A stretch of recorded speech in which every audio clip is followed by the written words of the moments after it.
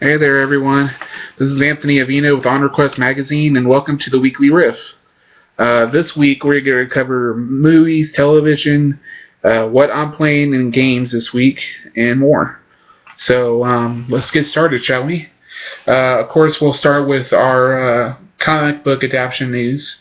First, let's start with Marvel. There's a rumor going around this week, actually, for Captain America 2, The Winter Soldier. Of course, the film a lot of you already know about. You've seen the trailers. Modern day Captain America getting adjusted to the modern times and being out of his own time.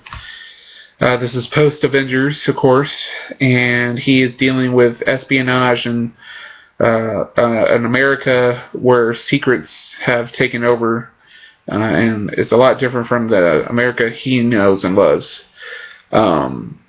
Now, one of the big announcements over the course of this filming has been that Robert Redford was cast as an integral character named Aiden Pierce, I believe, on the film. Big head honcho at S.H.I.E.L.D., as far as I know. Now, not a lot of details have been coming out about his character, but there's rumors going around that Aiden Pierce, Robert Redford's character, is actually the Red Skull in disguise. Now, one of the harder to believe parts of this rumor is that it's based on one of the things it's based on is that the toy line that just recently came out for the Winter Soldier movie coming up showcased the Red Skull in its toy line. Now, the reason why I say this is hard to believe because of that is that movies and their toy lines tend not to match up all the time. You know, a movie's toy line will not feature only characters from the exact film, but characters associated with the film and the film's characters, I should say, even the comic history.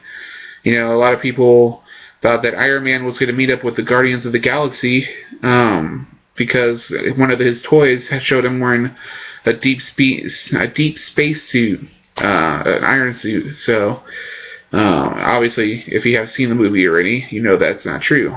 So, taking the toy Red Skull as a sign that the Red Skull is a movie, hard to believe. But there are inside sources with the movie who say they have taken a glance at the soundtrack for the movie, and one of the titles of the soundtrack is Aiden Pierce is the Red Skull. Now, whether this is true or not is yet to be seen, but if it is true, it would make sense given that previous films such as Star Wars Episode 1, The Phantom Menace, have given away key plot points because of the titles of their songs. That first Episode 1 Star Wars film foretold of Liam Neeson's character's fate due to the title of one of the songs.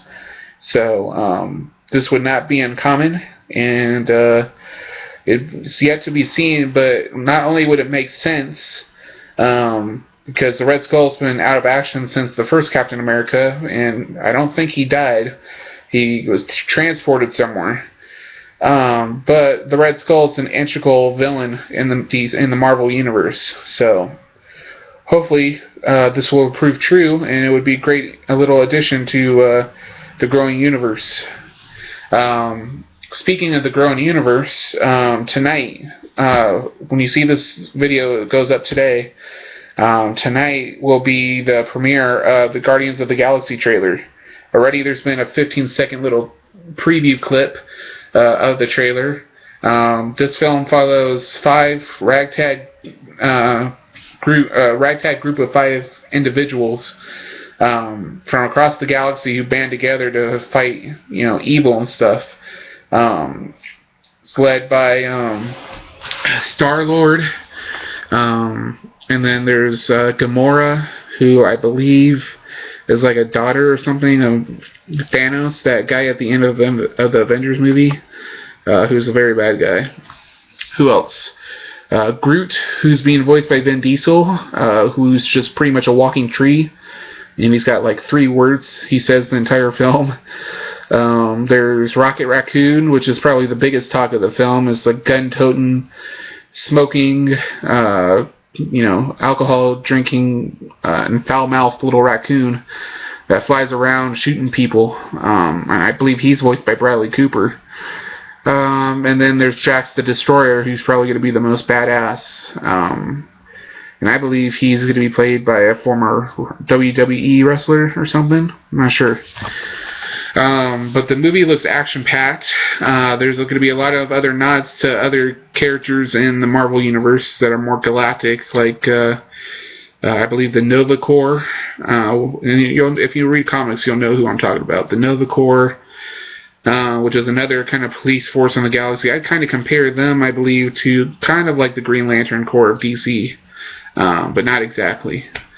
Who else? One of the big bad guys of the film is going to be Ronan the Accuser, which is part of the Kree Empire, which is like one of the most powerful races in the galaxy, and they cause a lot of problems on Earth. They fight the Skrulls, which are those ugly shape-shifting creatures. Yeah, a lot of things going on, and I can't wait to see the trailer to see what all they're going to include in this film. And it's James Gunn is the one who's directing and making this film, and he's got a brilliant mind for this kind of stuff. He made one of my favorite zombie movies of all time, which is Dawn of the Dead, and I can't wait to see how they do with this film. I'm very excited. Now over to DC. No new Man of Steel 2 Batman vs. Superman news this week. I think people are still processing. The only news is that Gal Gadot showed off a picture of her growing muscles as she's beginning her workout routine for the film. She's still got, some mass to put on and stuff, but I'm sure she'll do it, and she's already looking strong, so fingers crossed on that. But over to Arrow news on CW. The next episode is going to be next week, I believe, and it is going to have the first ever appearance of a new villain known as the Clock King. The Clock King, played by Robert Knepper, is a meticulous planner and master thief who has a program to get into any bank vault within Starling City. He plans his robberies down to every millisecond. He knows how and when everything's going to go down. And, of course, he's going to be going up against Oliver Queen, the Arrow, and probably Black Canary, now that Oliver Queen hooked back up with Laurel's sister, which I'm sure, like me, a lot of you guys are pretty peeved about. It's not that I despise Laurel's sister. I just think that having him hook up with her is kind of a setback for his character growth. He was supposed to be in love with Laurel, and he hooked up with her sister, and her sister kind of crossed a line that should not have been crossed. And it's a little disrespectful to Laurel's character. So hopefully they rectify that in the weeks to come on Arrow. Still my favorite show right now on television with The Walking Dead. They do a great job of storytelling, and I'm sure they have a purpose for introducing this much unneeded love story. But yeah, that's the big DC news. Look for Robert Knepper, who is very well known on television for playing a bad guy. He was on that short-lived series Cult on the CW. He's also on the last season of Heroes, Stargate Universe, I believe. He's been on a lot of stuff, so look for him in the coming week.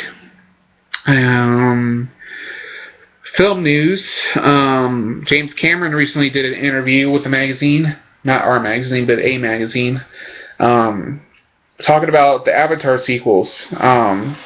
There are 3 upcoming films planned in the Avatar universe. They're all 3 going to be filmed back to back to back. So they're going to get all the filming done at once. He's in the process of writing this film with a partner. They are still in the early days of getting the script done and stuff, but according to James Cameron, there's going to be a lot of new worlds to be explored. leaving a lot of interpretations as to maybe seeing other intelligent life in the galaxy of Avatar. And also, Sigourney Weaver and Stephen Lang from the first film are going to reprise their roles. Now, for those of you who haven't seen Avatar, don't read or watch right now. Spoiler alert. Their characters died in the end of the first film. So how they will reprise their roles for all three movies is yet to be seen. But the exciting news is that Sam Worthington and Zoe Saldana have both agreed to be in the film as well. So that's pretty cool. What else? Oh, the weekend box office. The upcoming box office, or this past box office, I should say, saw the Lego Movie take the top spot for a second week in a row with $48.8 million gross this past weekend. It was followed by About Last Night, the new romantic comedy, dramedy kind of thing. And that took in $27 million. And then, of course, RoboCop, which premiered this week as well, took in the third spot with $26.4 million. So it's a pretty good weekend, especially with it being Valentine's Day on Friday and the 3-day weekend with President's Day. It did pretty well. Now on to television. Let me just say that top spot of the week, of the last 2 weeks actually, goes to Andrew Lincoln of The Walking Dead, and also to, what's his name? Can never remember his name in real life. The guy who plays Daryl. Let me see. Let me look it up real quick. Bear with me, guys.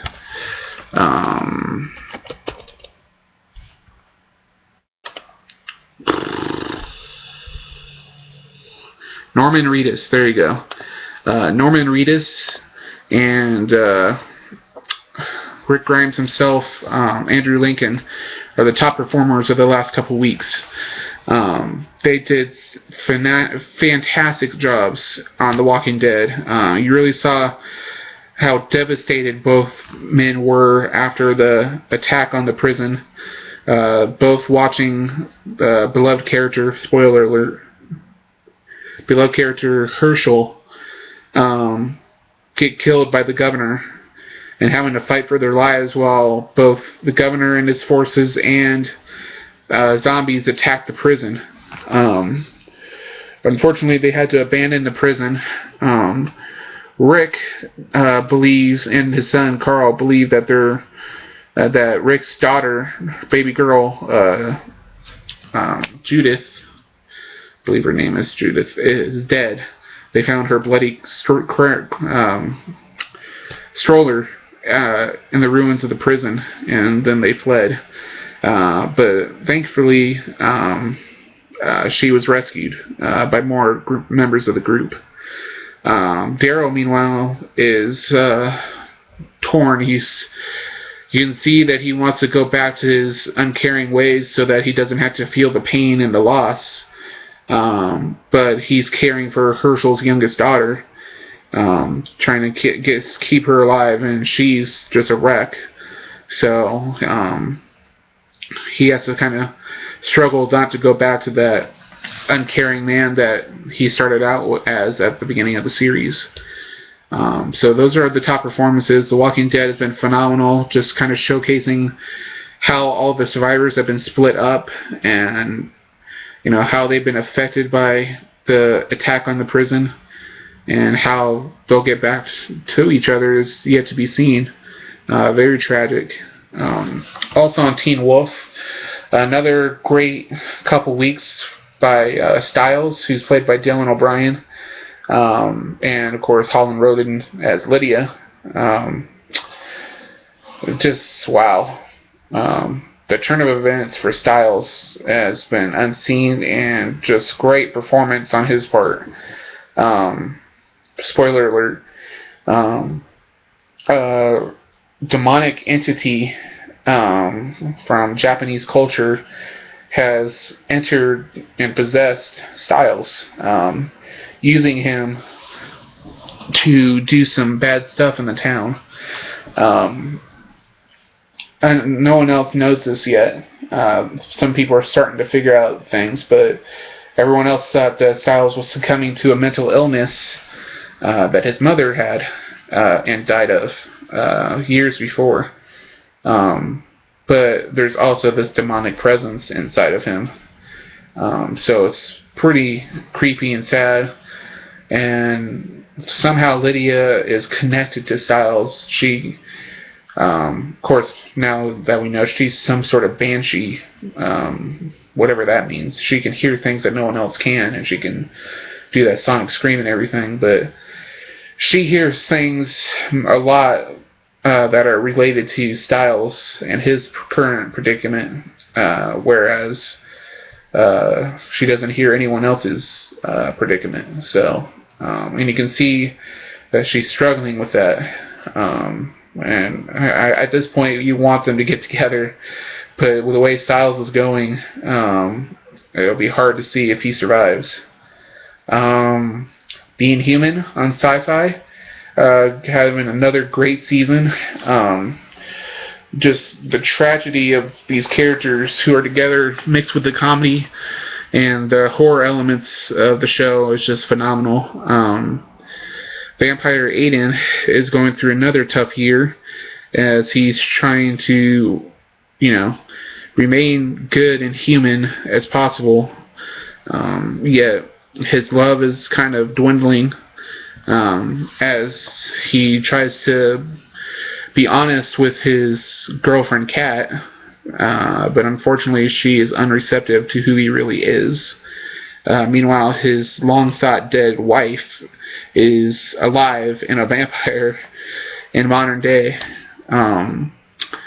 Josh, the werewolf, is now able to go half wolf, sort of. I don't know what's going on with him. He's kind of more in tune with the wolf and his senses. And he's trying to manage all that while, he's in the first year of his marriage. And then Sally is a ghost again, but she also can do spells and stuff and be witchy and everything. And she had this giant spell book that belonged to that other witch, Donna, kind of imprinted onto her spirit, so now she has all the spells memorized. Of course, that causes trouble. So, Sci-Fi's Being Human, just doing fantastic, and I hope it keeps going for years to come. And then there's finally The Following. The Following on Fox has been doing phenomenal. The legacy of Joe Carroll continues. Ryan Hardy's obsessed with finding Joe and finally putting him down. The line between good and evil is blurred easily on this show. You want Ryan to find Joe and to put him down, but at the same time, that's a path towards darkness. And you can see that obsession creeping into Ryan as he believes, or as it's been shown, that his true love, Joe Carroll's ex-wife, was killed at the end of last season. So a lot of bad stuff going down as this new group of followers of Joe Carroll kind of come around trying to commit crimes in his honor and to draw Joe out of hiding. And they're even more insane than the last group of followers. So, tough times on The Following. And finally, I thought I'd end this video with what am I playing, video games that I'm currently playing. I'm on the last level of the DuckTales remastered game, desperately trying to beat that. I just purchased The Wolf Among Us Episode 2, Smoke and Mirrors. I actually have it paused right now, so that's going well.